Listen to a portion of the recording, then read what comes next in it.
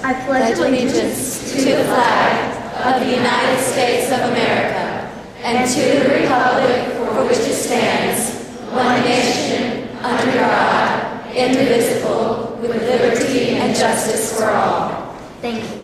Next, we want to recognize our CCA concert choir, who will be performing the Battle of Gehrke. They are under the direction of our own Nishan Calloway.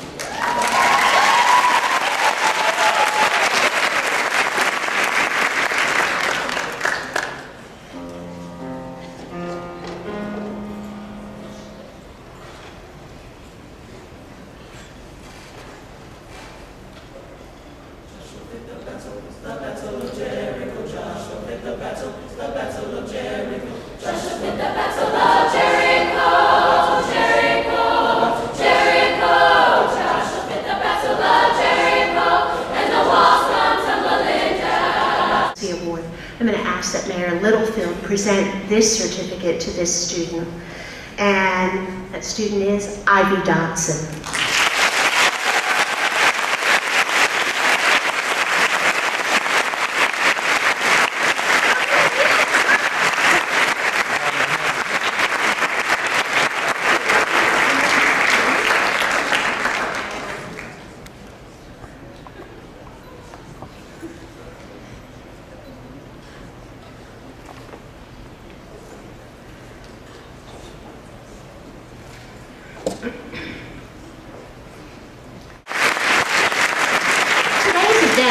Is brought to you by the U.S. Conference of Mayors, focusing on JFK 50th. Mayors ask, what can youth do? 50 years ago, on January 20th, 1961, President John F. Kennedy shared his vision for public service in his inauguration speech, and he said those famous words we can recall and receive today. Ask not what your country can do for you, yet what you can do for your country. The U.S. Conference of Mayors is committed to fostering public service and to celebrate JFK's 50th inaugural year and continue his legacy of public service. Mayors across the nation this week are talking with students, asking what youth can do. Ron Littlefield was re-elected and sworn in for a second term as mayor of Chattanooga on April 20th, 2009, my birthday. Mayor Littlefield's work with the U.S. Conference of Mayors as an advisory board member has resulted in a number of high-profile media interviews for Chattanooga, including MSNBC and the Wall Street Journal. And through his affiliation with the U.S. Conference of Mayors, he is currently leading the national discussion on water quality. We welcome Chattanooga's Mayor, Ron Littlefield.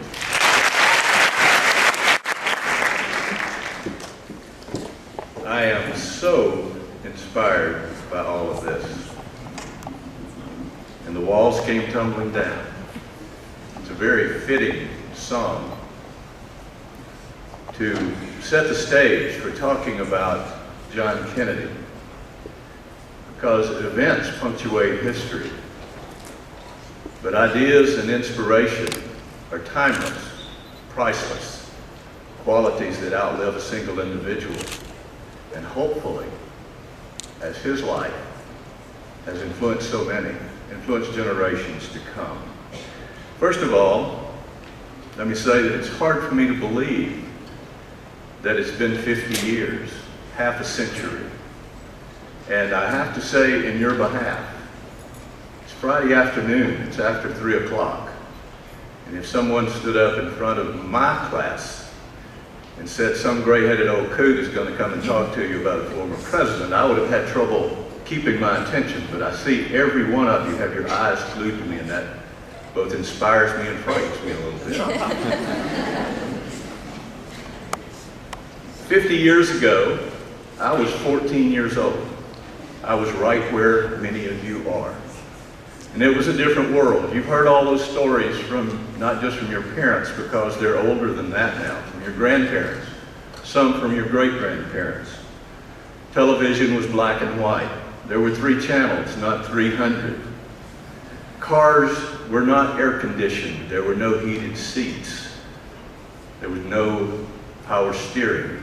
And very few people actually had cars on the street when I was growing up.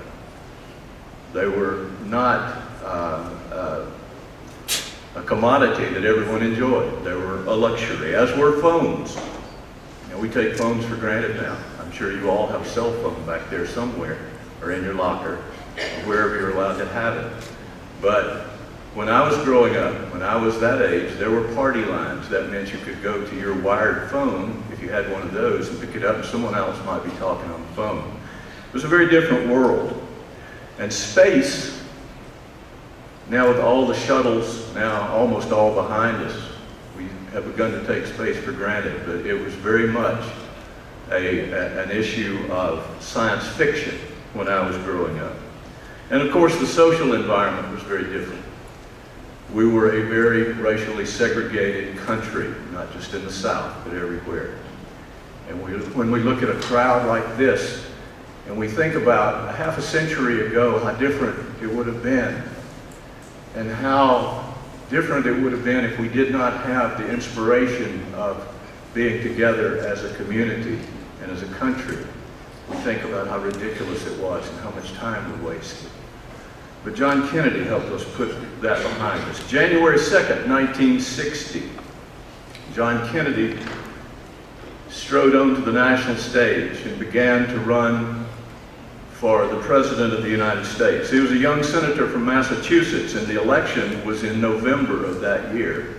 Now think about that, and I was talking to a person, an older person like me, in the office today, and I said, you know, he went on the campaign trail on July the 2nd of 1960. I remember the campaign of 1960, and he said, yes, and the remarkable thing is, that was how short a campaign was at that time, 9 months for President of the United States.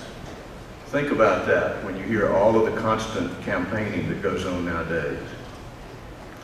He brought something new to the stage, a word that I had never really heard up until that point, and if I had heard it, I would have not known what it meant: charisma. He was in the age of television, and we really didn't know what that meant or what a difference it made.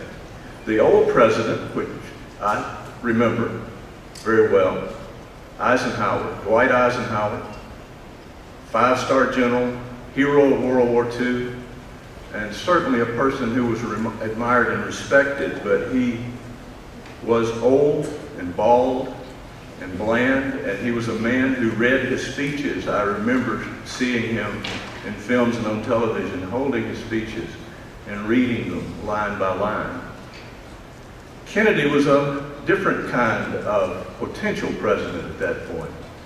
He was young, he had a head full of thick hair, he was handsome, he had sparkle, he had humor, he would actually joke with reporters and laugh and smile. He would look at the audience and he would gesture, and he would put his hand in his pocket sometimes and look relaxed. And it was like you were talking to someone when Kennedy spoke to you. In a school such as this, I bring that out because it's very important in public service today, but it was new at that time. Of course, there were controversies that had to be dealt with. In his campaign, religion was a controversy, and we're not talking about the kind of religion that we think of today. It was Protestant versus Catholic. How strange that that was an issue in that presidential campaign. Race was not an issue about legal immigrants versus illegal immigrants. It was black and white. That's no surprise to you. You know the history. And the economy was much about rich and poor. And the economy was very much an issue back then. In a certain sense, some things haven't changed all that much. The remarkable part of the campaign came in September and October of that brief period. The first televised debates between candidates for president. And you probably have heard it, you've probably studied it in communication classes. Kennedy looked better. He was prepared for a television audience. He shaved, he put on makeup, he smiled. He was a warm personality. Nixon wasn't, his opponent. Interestingly enough, Nixon sounded better on radio. And when they polled the audience, Kennedy did well in the televised audience, people who had watched it on television. Nixon did well on radio, but that was the old medium. It was a very different time then. The one thing that it taught us is that communication, the ability to communicate, was an element of leadership, and it should not be overlooked. Some people might say it's unfair, but it is an element of leadership. January 20th, 1961, he took his inaugural, he assumed the stage to take his inaugural oath, and he made that inaugural speech, which has been cited so many times. But most importantly, in that speech, he called for a unified effort, a united effort to defeat what he called the common enemies of mankind: tyranny, poverty, disease, and war itself. And this is on the heels of World War II and the Korean conflict, with Vietnam just beginning to start up. And he uttered those immortal words, which have already been uttered here tonight, today. Ask not what your country can do for you. Ask what you can do for your country. But there was another line, a sometimes overlooked line, but it spoke uniquely to us as young people, there sitting in our seats in high school. The torch is passed to a new generation. We heard that. 50 years later, it's a very different world. A very different world. Now, this community has great promise, and that's something that we all should be proud of, and we should all be proud and prepared to take these opportunities, both challenging and filled with hope and light and prosperity that we have not seen before. Young people, your community, your county, your city, your country needs you. The torch is passed to a new generation, and this time it's your torch. Thank you. Now, as artists and performers, one of your very favorite things that you appreciate is a standing ovation, and I think our Mayor Ron Littlefield deserves that. Standing, please.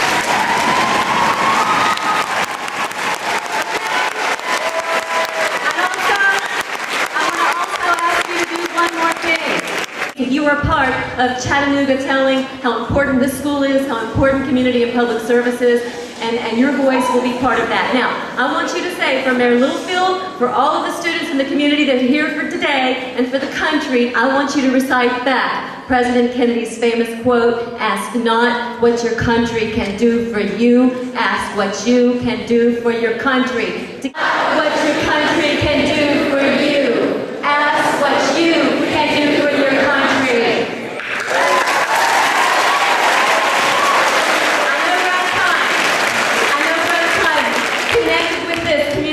Public service is a building that's in my department, Soldiers and Sailors Memorial Auditorium. Mayor Walker, who passed away, Mayor Littlefield mentioned him. This was a big champion of his. It was close to his heart to renovate this building that stands for soldiers in service, people who have given, some who have given all. It's about public and community service. We're trying to finish renovating it, these beautiful venues that you've been to and hopefully you can perform at one day.